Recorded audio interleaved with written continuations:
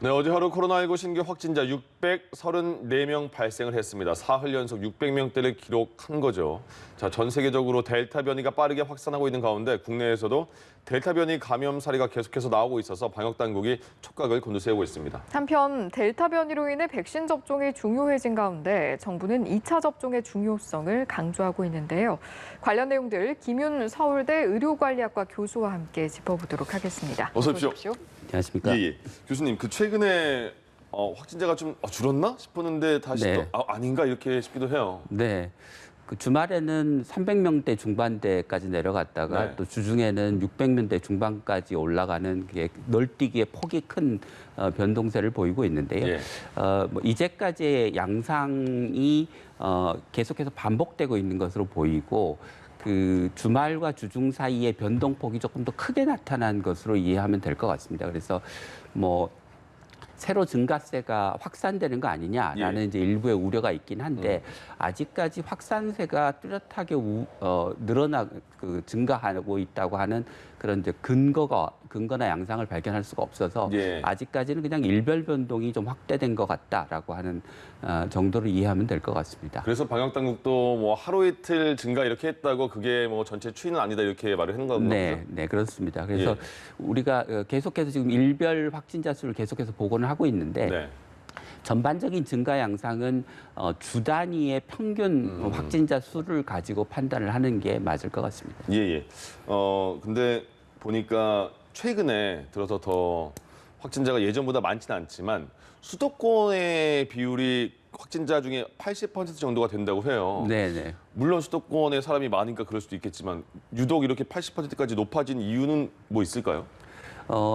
뭐 많이 높아졌다기보다는 네. 사실 뭐 70%, 75%에다가 최근에 80%를 보통 그 정도였군요. 예, 네, 그 정도였습니다. 그래서 약간 늘어난 정도라 이것도 그 단기 변동의 양상으로 보는 게 맞을 것 같고요. 예. 앞으로 추이를 더 봐서 계속해서 수도권에서의 확진자 비중이 늘어나거나 또는 80% 수준을 계속해서 유지하면 이제 수도권에 대한 특별한 대책이 필요하다고 생각합니다. 예. 이제까지 수도권에 확진자가 많았던 거는 그만큼 활동량이 많고 소위 이제 무증상 감염자의 숫자가 많기 때문에 발생하는 현상이라고 볼 수 있습니다. 저희가 매번 뭐 수도권이 뭐 이 정도입니다 말씀드렸으면 괜찮을 것 같은데 수도권이 80%를 그러면 갑자기 확 늘었나 이런 생각이 들 수도 있을 것 같아요. 네. 예, 알겠습니다. 델타 변이 이야기도 한번 해보도록 하겠습니다. 현재 델타 변이가 190건이 확인이 됐고 그중에서 지역 감염 사례 3건 정도고 방역 당국에서도 델타 변이 유입 초기 단계다 이렇게 주의를 당부했는데 네. 현재 상황에서 델타 변이의 진행을 좀 최대한 늦추려면 어떤 조치가 필요할까요? 델타 변이가 확산되는 경로는 두 가지인데요. 하나는 이제 해외에서 유입되는 경로, 예. 또 하나는 국내에서의 지역 감염의 전파인데 아까 그 지역 감염 사례가 이제 3건이라고 정부 당국에서 발표했다고 얘기를 했는데 사실은 지난 1주간 델타 변이의 건수가 35건이고 그중에 19명이 델타 변이로 확진된 것입니다. 그러니까 예. 3건이라고 하는 거는 집단 감염의 건수를 이야기하는 겁니다. 그래서 지금 전체 확진자의 한 30%에서 40% 정도가 변이 바이러스 감염이고 네. 그중에 한 10% 정도가 지금 델타 변이 감염이라고 생각하시면 될 것 같습니다. 예. 그래서 당국이 얘기한 것보다는 좀 규모가 큰 거고요. 그렇다고 하더라도 지금 굉장히 뭐 우려할 만한 상황이 된 정도는 아니다라고 예. 얘기를 할 수 있을 것 같습니다. 변이 바이러스 대응을 위해서 부스터샷을 고려 중이라고 하는데 네, 이게 한 번 더 맞는 걸 의미하는 네 건가요? 그렇습니다. 필요성 면에서는 어떻게 판단하십니까? 필요하다고 봅니다. 그러니까 우리가 이제 백신을 맞으면 우리 몸에서 면역 반응이 일어나면서 이제 코로나 바이러스에 대한 항체와 면역 기제가 이제 활성화되는데 그게 이제 시간이 지나면 항체 수준이 떨어지고 뭐 면역 체계의 기억력이 감소할 수가 있습니다. 네. 그러면 이제 일정 수준 이하로 떨어지면 코로나 바이러스가 우리 몸에 들어왔을 때 그것을 막아낼 수가 없기 때문에 부스터샷을 한번 하면 그 항체 수준도 다시 올려주고 예. 면역 반응의 기억력도 회복을 시켜주는 효과가 있겠습니다. 시간이 지남에 따라 백신의 효과, 면역 효과가 떨어지기 때문에 부스터샷이 필요하다라는 말씀을 드렸는데 그러면 이제 언제 맞을 거냐 부스터샷을 어떤 백신으로 맞아야 되느냐에 네. 이제 논란이 있는데요. 코로나에 감염된 사람에서 항체가 떨어져서 면역력이 떨어지는 시점, 또 재감염의 위험이 생기는 시점이 대개 6개월 정도로 보고 있습니다. 네. 그런데 이제 백신은 자연 감염보다 아마 면역 효과가 더 강할 거로 생각이 돼서 예. 그보다는 더 지속 기간이 오래 갈 거로는 생각이 되나 이제 백신을 맞기 시작한 지 얼마 되지 않았기 때문에 예. 그 항체 또는 우리의 면역력이 떨어지는 시점이 어느 정도 언제인지를 아직은 정확히 알지 못합니다. 모르는군요. 예, 그래서 계속해서 추적 관찰을 하고 있고 네. 추적 관찰의 결과 이제 소위 돌파 감염이 증가하는 양상이 나타나면 그 시점이 부스터샷을 해야 되는 시점이라고 생각을 하고 있습니다. 예. 그리고 이제 다행히 이제까지 나타난 변이 바이러스에 대해서는 기존 백신들이 상당히 효과가 있는 걸로 나타나기 네, 때문에 네. 물론 원래 바이러스보다는 효과가 좀 떨어지긴 하지만 그래서 기존 백신의 부스터샷으로 변이 바이러스에 대해서도 대응이 가능하겠다가 이제 결론적인 현재까지의 결론입니다. 아, 이거 다시 한번 정리해야겠네요. 그러니까 제 주위에서도 야, 백신 뭐 아스트라나 얀센 이런 거 백신 6개월밖에 안 간다는데 이런 얘기 하는데 그 네. 말은 다르게 받아들였군요. 말씀하신 것처럼 바이러스에 코로나에 걸린 사람이 그게 다 나은 상황에서는 네. 그게 자연 면역이 돼서 그건 6개월 간다. 네, 그렇습니다. 근데 지금 맞은 백신은 좀 더 갈 수도 있다. 아직 모른다. 그렇지 아직 모르는 거죠. 지금 예. 이제 대개 올해 초부터 이르면 백신을 맞기 시작했으니까 네네. 이게 6개월이 가는지 9개월이 가는지는 추적 관찰을 해보고 그 백신을 접종한 사람에서 이제 백신을 맞았음에도 불구하고 감염이 되는 돌파 감염 사례가 얼마나 유의하게 증가하는 양상이 나타나는지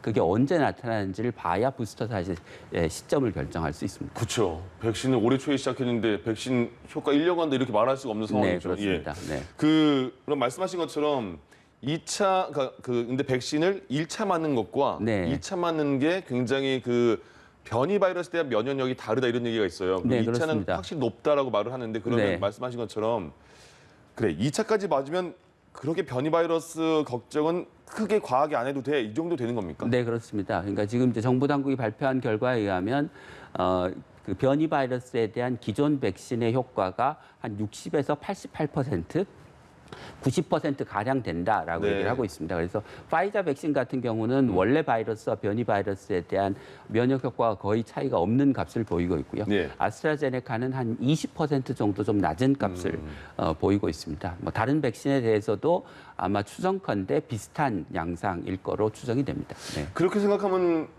좀 다행이라는 생각 드는데 네. 근데 이건 뭐지라고 생각 드는 게 네. 미국과 영국에서는 보통 1, 2차 맞은 분들이 굉장히 많은데 네, 거기는 또 최근에 변이 바이러스 감염자가 많아진다고 하거든요. 예, 그럼 그렇습니다. 그들은 왜 2차까지 다 맞았는데 이렇게 뚫리나? 예.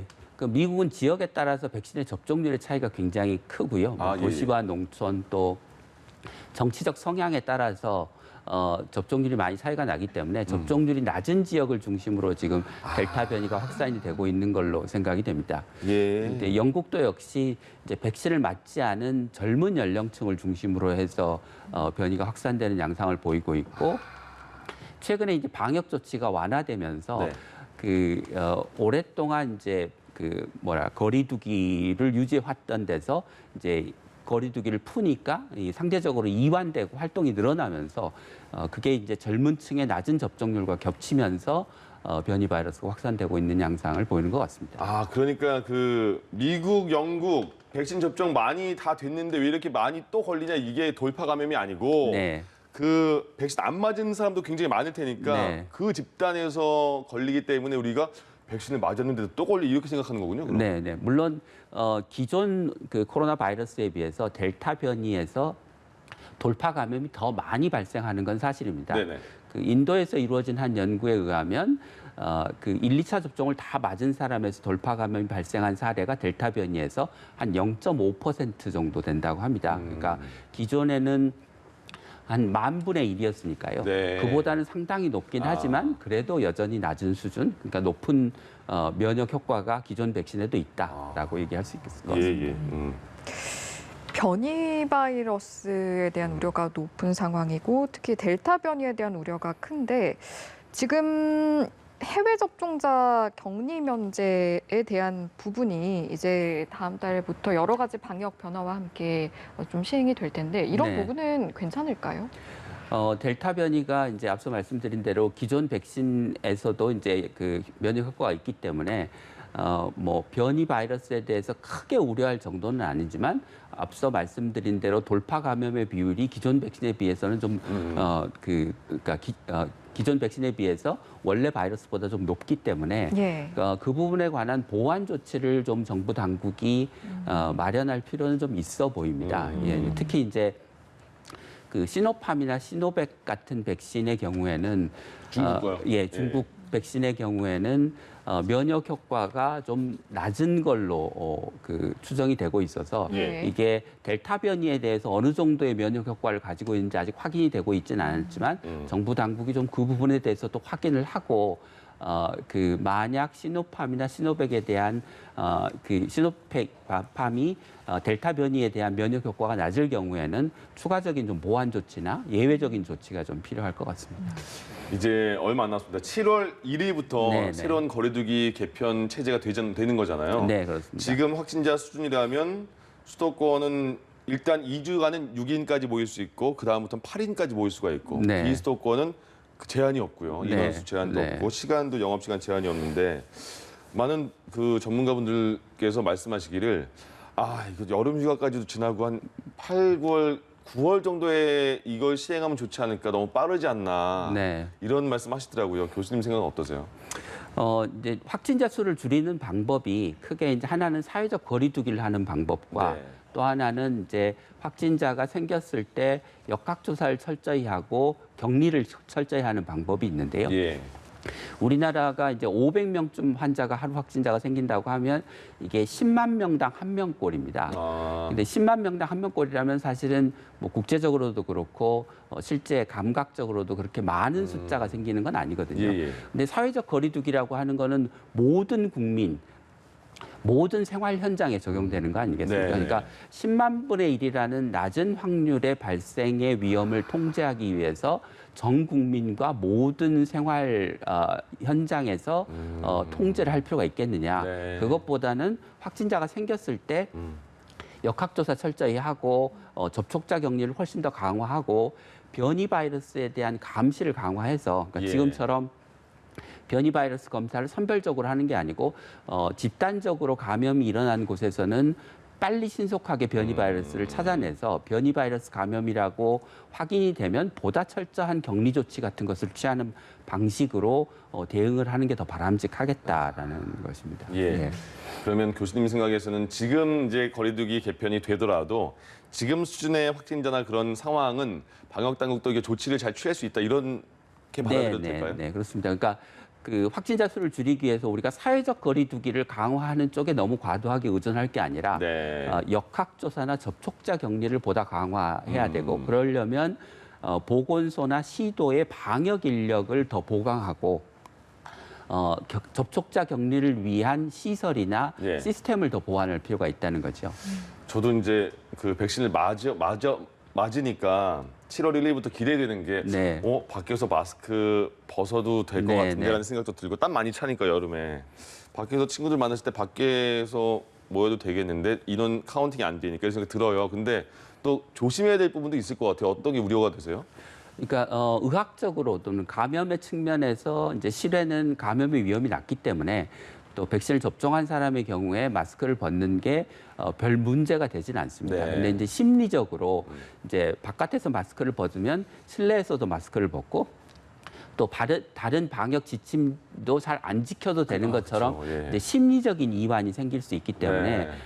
그것을 구분해서 그러니까 실외에서 마스크를 벗는 것과 실내에서 마스크를 쓰는 것은 반드시 병행돼야 된다. 예.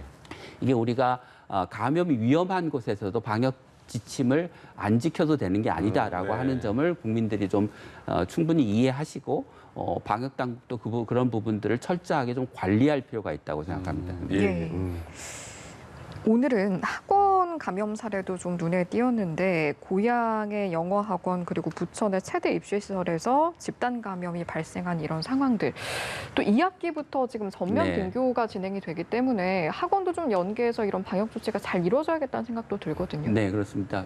그 다중이용 시설, 뭐 학원 같은 곳에서 이제 감염이 일어나는 거는 어쩔 수 없는 일인데요. 이제 2학기에 전면 등교를 예고하고 있기 때문에 학생들이 이제 주로 다니는 생활 공간인 학교와 학원이 연결되어 있기 때문에 네.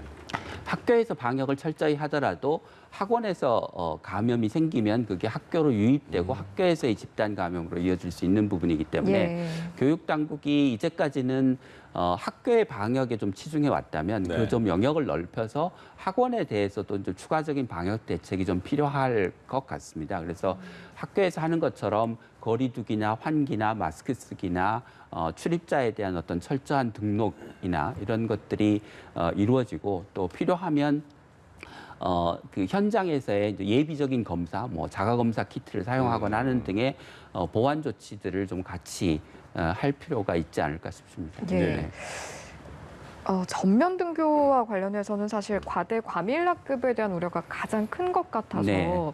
이 부분에 대한 대책은 좀 어떻게 마련할 수 있을까요? 이제 과밀 학급을 줄여야 감염의 위험을 낮출 수 있는 건데요. 네. 이제 과밀 학급을 줄이려면 결국 공간과 인력이 필요한 그렇죠. 거죠. 교사가 필요한 거죠. 네. 그래서 뭐 그 공간은 당장 늘릴 수 없다고 치더라도 인력을 좀 더 늘리면 예를 들면 뭐 오전반, 오후반 또는 수업을 시차제로 함으로써 예. 학급의 밀도를 좀 줄일 수 있을 것 같습니다. 그래서 교육부가 이제까지 사실은 학교의 인력과 시설을 늘리는데 이제 투자를 적지 않게 해온 걸로는 아는데 네네. 지금 전면 등교 대책을 내놓은 걸 보면 추가적인 어떤 구체적인 대책이나 지원이 있다기보다는 학교가 좀 알아서 잘 해봐라 이런 방식의 접근을 하고 있는 게 아닌가 싶어서 예. 좀 추가적이고 구체적인 학교에 대한 지원이 있어야 학교가 안심하고 2학기에 학생들을 맞이할 수 있지 않을까 싶습니다. 예전에 저 때 네, 오전 오후반 있었거든요. 예, 그렇죠. 예, 그것 좀 이렇게 시차 구분하는 게 그런 느낌인가 봐요. 네, 그런 식이 되겠죠. 이제 예. 완전히 오전 오후반은 아니더라도 뭐 일주일에 한 번은 오후에 등교하거나 예. 뭐 그런 식의 이제 시스템이 가능할 것 같습니다. 그 75세 이상 분들은 초반에 백신 접종을 정부에서 다 챙겨서 이렇게 해드렸잖아요. 네네. 그리고 60세에서 74세까지는 신청해서 맞으세요 했는데 초반에 많이 안 맞으신 것 같고 네. 최근 들어서 다시 맞고 싶은데라는 분이 계신 것 같아요. 지금 네. 그분들에 대한 접종이 다시 이루어지고 있는 건가요? 그것은 아니고요. 예. 그러니까 지난번에 이제 70세, 60세에서 74세까지를 예약을 받아서 접종을 했는데 네. 아스트라제네카 백신 물량이 일부 부족해서 예. 예약을 했는데 접종이 연기된 분들이 있습니다. 아. 그 연기된 분들을 이제 아스트라제네카 백신이 안 들어오니 네. 파이자 백신으로 대체해서 7월 초에 접종을 하려고 지금 예약을 받고 있는 상황입니다. 아. 그래서 그때 예약을 안 하셨거나 예. 또는 이제 이유 없이 취소를 하신 분들은 네. 못 현재 맞아요. 접종 일정이 구체화되어 있지는 않습니다. 그래요? 근데 예약을 아예 안 하신 분들은 예. 아마 10월쯤 돼야 이제 접종을 하실 수 있을 것 같고요. 전 국민 예. 접종이 다 끝난 시점에서 예. 취소를 하신 분들은 뭐 여러 가지 그 이유들이 있으셔서 정부 당국이 추가적인 접종 기회를 마련하려고 고민을 하고 있는 중이라고 예. 합니다. 예.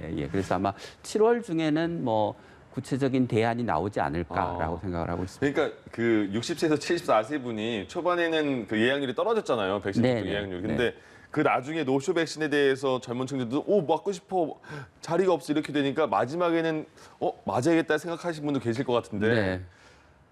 그러면 약간의 뭐 선초라고 하는 표현이 좀 그렇지만 그래도 네. 그때 못 맞으신 분들은 고령자시니까 네. 다시 한번 기회를 주는 게 맞지 않나 싶기도 해요. 만약에 이제 백신의 물량이 3분기에 좀 충분해져서 네. 40대 이하 연령도 충분히 이제 백신이 공급돼서 뭐 예. 다 맞을 수 있는 그런 여건이 되면 그때쯤 가서 이제 그 예약하지 않으셨던 고령자들에 대한 접종 기회를 다시 부여하는 것도 좀 고려해 볼 수 있을 것 같습니다. 근데 이제 접종 물량이 좀 그 뭐랄까 빠듯하고 예. 그래서 그 원래 맞아야 되는 40대 이하에게도 백신이 돌아가기 어려운 상황이 되면 그 이전에 이제 기회를 드렸던 고령자들한테 또 기회를 준다고 하는 거는 또 형평성의 문제가 또 있을 것 같습니다. 문제는 네. 백신의 수급과 양이군요. 네, 얼마나 많으면 진짜 여유 있게 서로 맞게 네. 해줄 수 있는데 그런데 보니까 그냥 그 초반에 고위험군들, 요양병원에 계신 분들과 75세 이상 분들은 집중적으로 접종을 했는데 네. 근데 말씀하신 40대는 아직 아니잖아요. 40, 50대는. 네, 네. 근데 40, 50대 중에서도 만성 질환자 예를 들어서 암 걸리신 분이나 아니면 암에 걸렸다가 지금 나으신 분, 뭐 재활하시는 분, 고혈압 계신 분, 당뇨 있으신 분, 40, 50대에도 있는데 네, 네. 그런 분들은 너무 방치한 거 아니냐 이런 지적도 나와요. 어떻게 보세요? 예, 그러니까 기저질환자, 뭐 당뇨병이나 비만이나 뭐 이런 분들이 이제 소위 고위험군, 코로나 바이러스 위험의 고위험군인데요. 이제 정부 당국이 이전에 어떤 특정 그룹들, 예를 들어서 위험군들을 이제 선별해서 접종을 하는 방식은 이제 직접 위험군들을 찾고 그다음에 연락을 해서 이제 예약을 하시도록 하는 방식을 택했는데 그러다 보니까 접종의 속도가 안 나는 겁니다. 예. 그러니까 지금 현재 접종의 속도가 중요한 시점에서 그냥 연령대별로 하면 되게 50대 이렇게 되면 거기에 이제 대부분의 기저질환을 가진 분들이 다 포함이 되기 때문에 예, 차라리 연령대별로 접종하는 게 기저질환자들도 다 포함하고 접종의 속도를 내는 데는 더 효율적인 방식이라고 판단을 한 것 같습니다. 예, 네. 그것도 있을 것 같아요. 그러니까 그 기저질환 있으신 분 말씀하신 것처럼 신청하세요, 접종해드릴게요 하면 할까 말까 이런 생각도 네. 계시는데 50대 다 접종해서 그러면 나도 한다, 옆에서 나도 한다, 너도 한다 이런 그 느낌도 있지 않을까요? 네, 뭐 지금 지난번에 이제 그 고령층에서의 예약 접종률이 낮았을 때 예. 잔여 백신 열풍이 고령층의 그 예약률을 올렸던 그런 효과들을 기억할 때 확실히 영향이 이게, 있었죠. 집단적인 분위기, 뭐 사회적인 분위기가 중요할 것 같습니다. 네. 저희가 앞서 이제 뭐 변이 바이러스 이야기하거나 부스터샷 이야기 여러 가지 이야기를 하면서 수급 이야기가 중간중간 나왔는데 네네. 이런 부스터샷을 맞기에 수급이나 이런 건 좀 충분하리라고 보십니까? 현재 정부가 확보한 백신량이 한 1억 명분쯤 되는데요. 네. 그러니까 1억 명분이니까 전 국민이 한 2번 맞을 수 있는 분량입니다. 그러니까 네. 부스터샷을 한 번 한다고 하면 1.5배 정도가 필요하니까요. 뭐 접종 대상을 넓힌다고 해도 한 7천만 명분 정도면 우리가 부스터샷을 한 번 맞을 수 있는데 충분한 분량입니다. 그래서 네. 정부가 현재 확보한 분량으로 부스터샷까지를 맞추는 데는 별 어려움이 없어 보입니다. 네. 그러니까 지금 그리고 아스트라제네카 1차 맞으시는 분들, 네. 아스트라제네카 수급이 잘 안 되는 상황에서는 2차 화이자로 접종하겠습니다라는 얘기가 나오잖아요. 네, 그렇습니다. 그거는 제한된 아스트라제네카 1차 접종자에 한한 건 거죠? 현재까지는 그렇고 예. 앞으로 이제 부스터샷을 맞게 되면 네. 교차 접종은 일반적인 상황이 될 것 같습니다. 그런가요? 네, 그러니까 이제까지 이제 뭐 외국에서 이루어진 연구나 우리나라에서도 이제 임상 시험을 진행하고 있는데요. 그 교차 접종에 대한 임상 시험을 진행하고 있는데 예. 이제까지 나온 결과는 부작용은 별 차이가 없고 네. 오히려 면역 효과, 특히 이제 변이에 대한 효과가 더 뛰어난 것으로 밝혀지고 있어서 교차 접종이 더 바람직한 방식이 될 수도 있습니다. 그리고 부스터샷은 이제 백신의 수급이 원래 맞았던 1, 2차 때 맞았던 백신에 맞춰서 3차 때 부스터샷을 확보하기가 어렵기 때문에 네네네. 현실적으로도 교차 접종은 부스터샷에서는 불가피하다라고 보시면 될 것 아직 같습니다. 확정은 안 됐지만 저도 1차는 아스트라제네카 맞았는데 2차 화이자 한번 맞아봐도 될 것 같은데라는 생각 들거든요. 근데 네네. 아직은 원한다고 맞을 수는 없는 거죠? 예, 아직은. 원한다고 맞을 수 있는 거는 있는 상황은 아닙니다. 알겠습니다. 네. 기존에 이제 화이자, 아스트라제네카 이런 백신들이 변이 바이러스에 어느 정도 효과가 있는지 이제 수치 같은 것들은 조금씩 나오고 있는데 네. 저희가 변이 바이러스가 나타나면서 각 백신 회사들이 변이 바이러스에 대한 백신도 좀 개발하고 있다 이런 소식들 많이 들었었잖아요. 예, 검토를 하고 있다고 이제 보고를 하고 있습니다. 근데 네. 이제 아직까지는 이 기존에 개발돼 있는 백신이 앞서 말씀드린 대로 새로운 이제까지 나타난 변이에 대해서는 효과가 있기 때문에 아마 추가적으로 변이용 백신을 실제로 만드는 단계까지 들어간 것 같지는 않습니다. 그런데 예. 이제 델타 바이러스 이후에 이제 또 다른 변이들이 나오면서 기존 바이러스에 비해서 훨씬 더 그 차이가 큰 바이러스들이 생겨나면 네. 아마 지금 만들어진 백신에 대해서 상당한 저항력을 가진 변이 바이러스가 출현할 가능성이 충분히 있고 예.